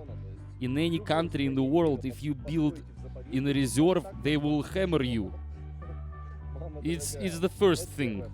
Second, don't violate building coefficient. For example, 0.2 or 0.5, very important to follow these. Sooner or later, inspectors will come. But many builders just say, fuck it, we build in green zones. We don't give a shit about coefficients whatsoever. But what if a villa with the same glass ceilings, rooftop pool, panoramic ocean view cost not $3 million, but 278K? Would you buy it? I'm pretty positive you would. I have designed a project for an identical villa, not for 3 million, but for 278K. And naturally he blames the government for all his failures. I think the plan was to start building, to finish some of it, or maybe all of it, and deliver it. Then he leaves the country. Then the government changes land status. People lose villas. And then Terimakasih goes, guys, I did everything I could. It's just government arbitrariness. That's why big corporations don't go there. But he did. Small corruption window. It's just my thoughts, my guesses, my imagination. Not a statement. But in fact, I see it this way. Imagine the last land. His CEO, Mikhail, says, dude, you cannot build here. You need about 10 million bucks. And he's like, okay, let's go back to Nusa Penida project. Then he fights with everyone, buys a villa at the end of 2024 for 2.5 million in Cape Town, without finishing anything in Bali, and quickly raises money where his CEO warned him not to do that. He understood that nothing would get done. Government would change everything. That's logical, right, guys? It's one thing if I left now to Cape Town, Argentina, and never returned. But I've come back.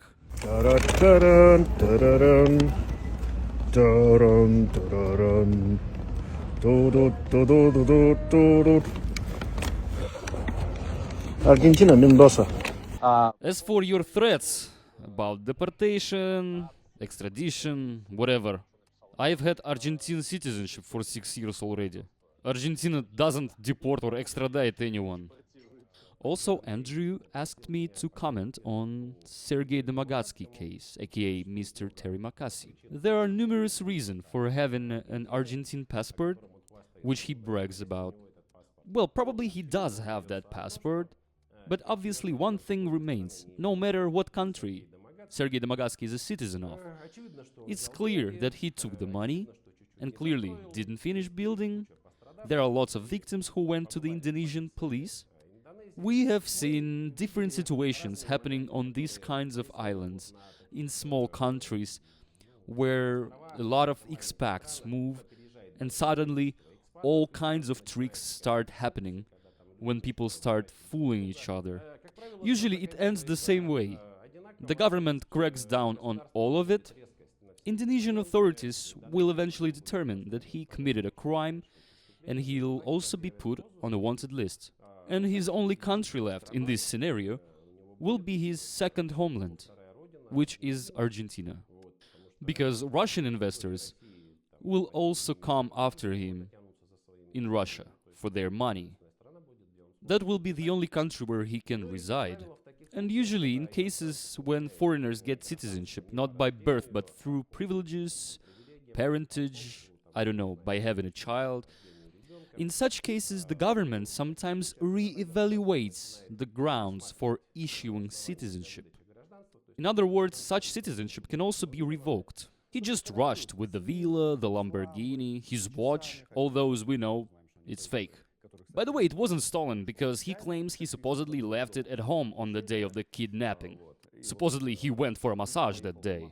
Well, when we go for a massage, we don't leave it on a little table there, we leave it at home, right? Well, yeah, let's believe him. He also refuted, in his own way, that part of my investigation video where I was claiming that he first sold a villa to one person, and at the same time, he sold the same villa to another client. And he goes, look, this transaction from the first person was real because the money went to an exchange and exchanges don't show this on the blockchain, and this person already filed a police report against Andrew Bond, against me.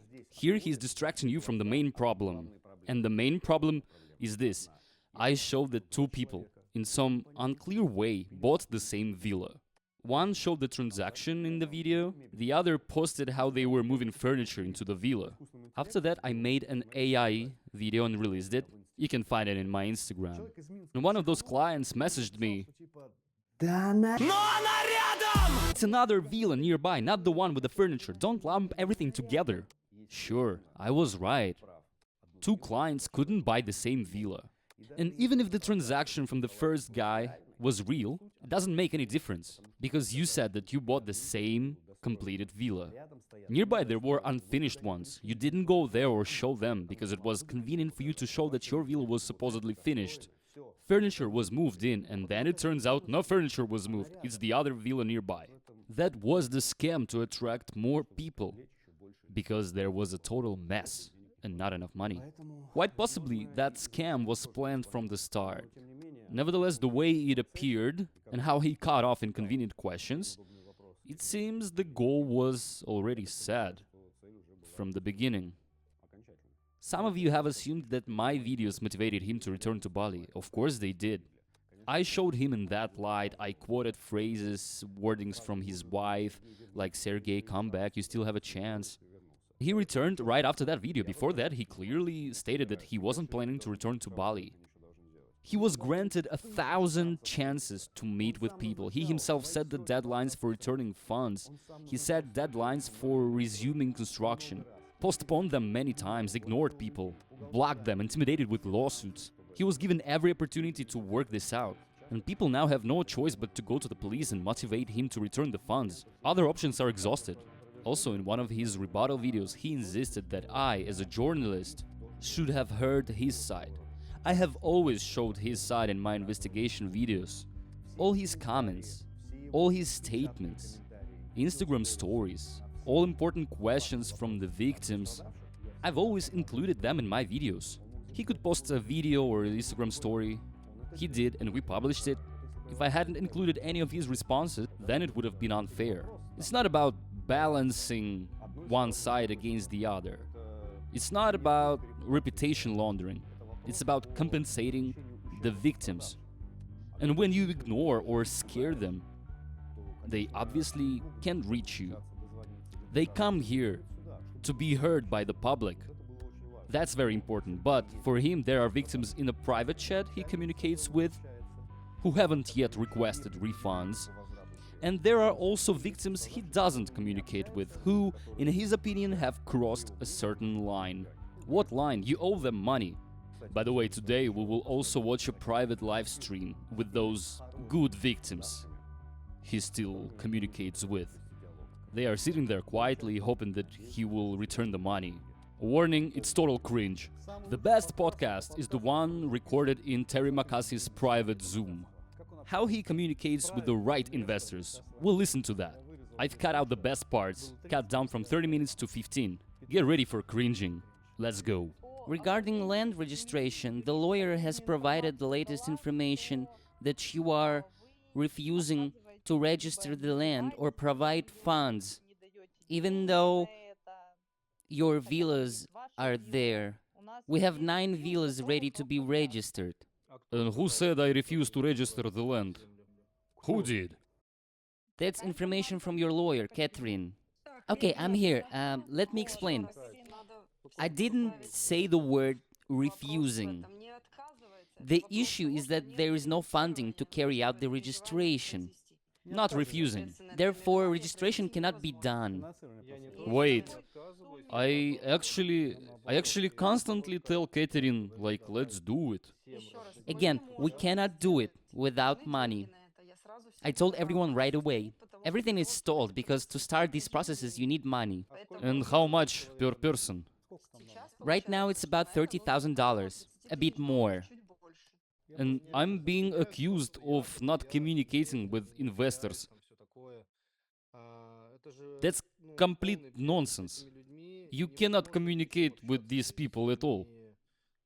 They are absolutely hostile. They were screaming that I had supposedly stolen money and fled. What did I steal and when? Check the financial statements. But we have no money anyway. So as for Sergei, what options do we have? Wait, hold on. Important rule. If someone speaks, no interruptions, please. You are breaking the narrative. So as for... And he says that he cannot communicate normally with people. Yeah, it's impossible. But communicating with him is a pure joy. It's one thing when I'm abroad and not dealing with issues and problems, and it's another thing when I'm here. They also come here, file reports against me. Indeed. And importantly, they also put this in the media, damaging my reputation. And how can I assemble the Indonesian team? 99% of my company employees are Indonesians.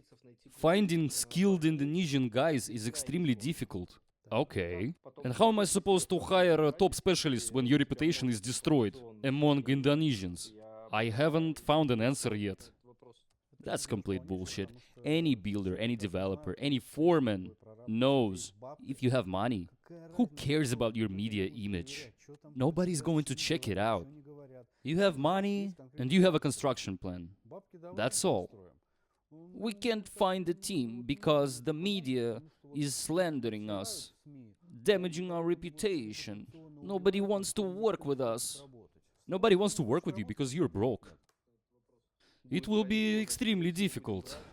Most likely we will hire some external organization, some mega construction corporation. There are plenty in Jakarta. And we won't hire directly anymore. That option is blocked. Hold on a sec, I need to drink. Pure bullshit.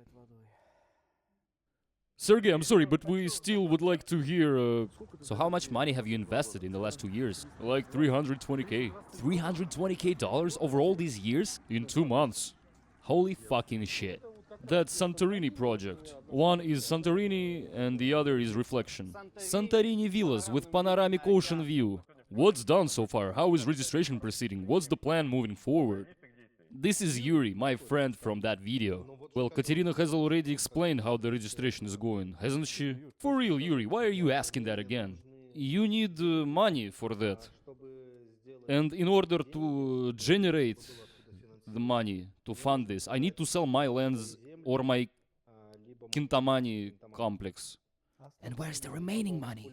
And as for Kintamani complex, due diligence is ongoing. The guys who wanted to buy it, this Latin American investment fund we signed with, they almost backed out after the second part of my wife's video came out, where she said, "He abandoned me." She portrayed me as a jerk, basically. Yeah, and the guys were like, "Sorry, we're Latin Americans, we don't endorse this. Business isn't important, but how you treat your wife, that's what matters. So we won't buy your land. So yeah, dude, fix your relationship with your wife, and then we will talk." Bullshit. In reality, it wasn't like that. She's a liar. She wanted money for a divorce. Our divorce case has been in court for over 6 months, and she hasn't signed it yet. Yuri, is he answering your question properly? So I told her to fuck off. I was only with her for 2 months. Didn't know her dark past, you know. There was one guy we met, and he told me, he said like, "Did you know that she was involved in some serious fraud? She had a real estate agency renting the same villa to different people. So all those fairy tales of her about me, that I abandoned her with a kid, insane. And we want nothing to do with such a scoundrel." I went directly to them. I got Konstantin's contact number to talk to the fund head directly. I recorded a long video explaining everything. And now it's fine. Then why the fuck are you even telling this now? If everything's fine, why saying this? Yuri asked, "What do we do next?" And he's like, "Yeah, wife, kids, dog poop, light bulb, corn. But I've worked it out, it's fine." Answer the fucking question. So we will hand over the whole complex to the fund, get financing, finish everything, and everything will be great. When? And, Sergei, sorry, and how will... What? Yeah, sorry for interrupting. How will the construction be completed? People are saying that all the equipment has been sold already. Look, we only sell equipment that we don't need anymore. For example, the day before yesterday, we sold a broken transformer that had been there for a year and a half. We didn't need it at all. Or we sold a drilling machine that couldn't drill to the depth that we needed. We have geological surveys for water, and we know where the water pockets are. You know, huge bubbles under the water. We needed to drill 250 meters. So we got that machine that could drill 300 meters.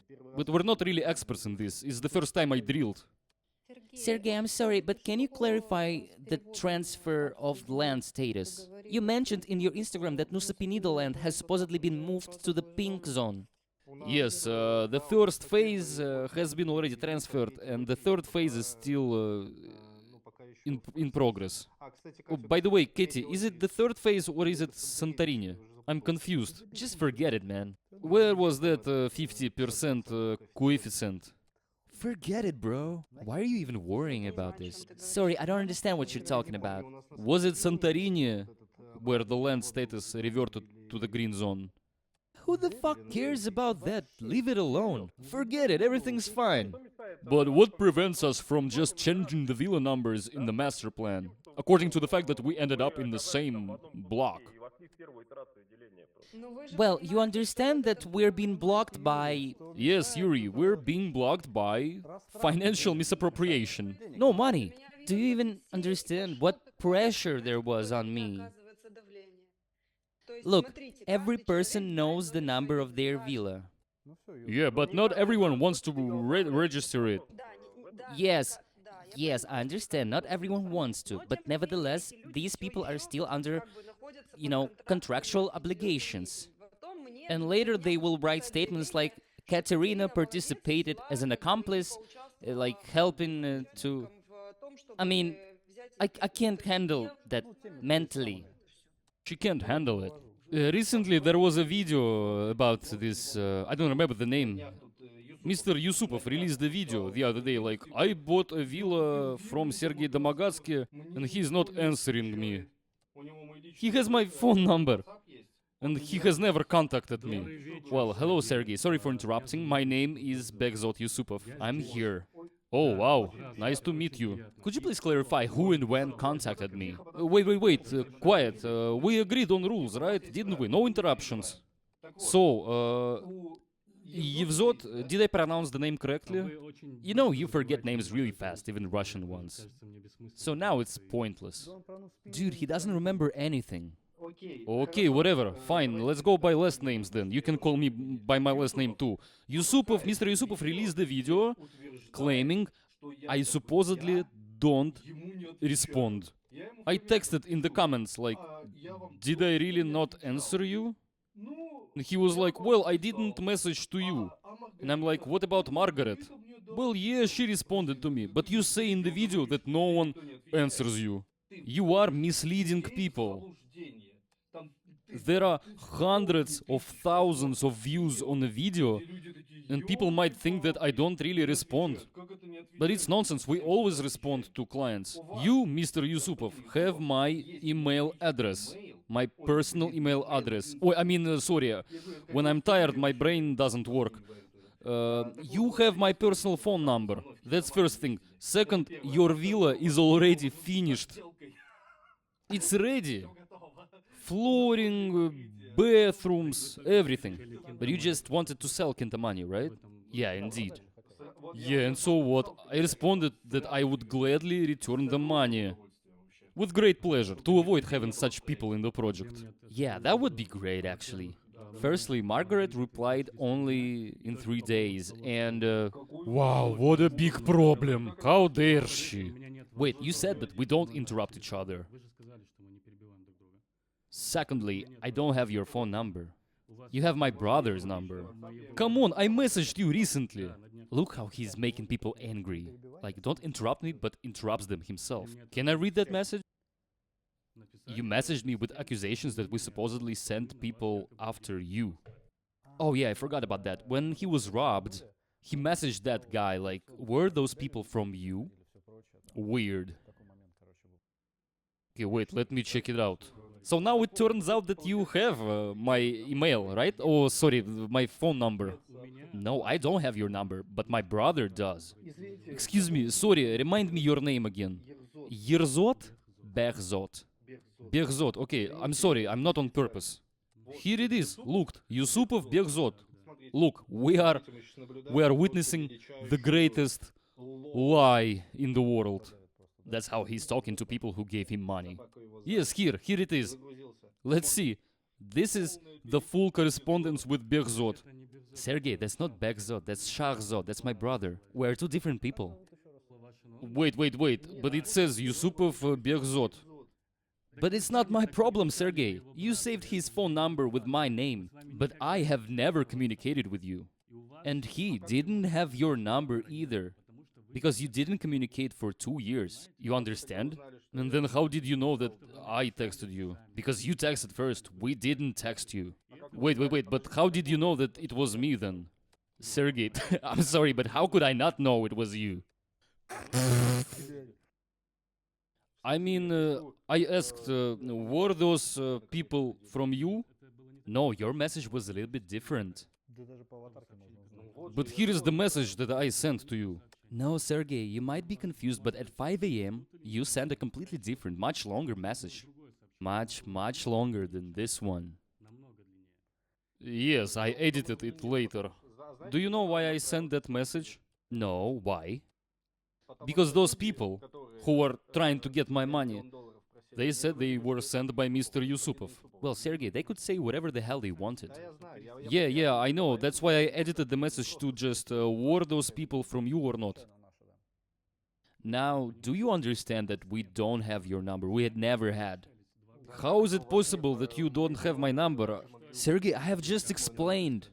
The last thing I want is to argue. Am I a reasonable investor? I am. Did you ever reach to us? Did you say you would finish construction or sell or somehow resolve the issue? You didn't. Honestly, you know, I don't think it's reasonable to go online and make those video reels. They are cool, by the way, well made, great sound, presentation is very good. It was nice. Here he's praising his video editing skills. But you said that nobody responded. How is that possible? Sergei. Mr. Yusupov, I'm sorry, but there are 30 people in this meeting. We've been listening to you chatting for 5 minutes already. Then maybe just tell your boss not to talk horse shit and let the person speak. Please, let us hear the lawyer's standpoint. Please. Please, we're begging you, please. Yeah, sure. I'm tired. And again, my apologies to Behzot for forgetting his name. Well, I agree to Mr. Yusupov. Communication is really poor. It's not good. No good. There are reasonable investors that need to be protected and kept. Even if they are unreasonable, what's the difference? They gave you money. Well, I don't know. Margaret tells me that she always responds to everyone. Well, then we need to check Margaret and her competence. The land now is in a transitional status. There is nothing to hide. It's not fully registered. There is a preliminary contract. The official purchase agreement exists. It's with the notary. All money is paid. But the final beneficiary hasn't been established.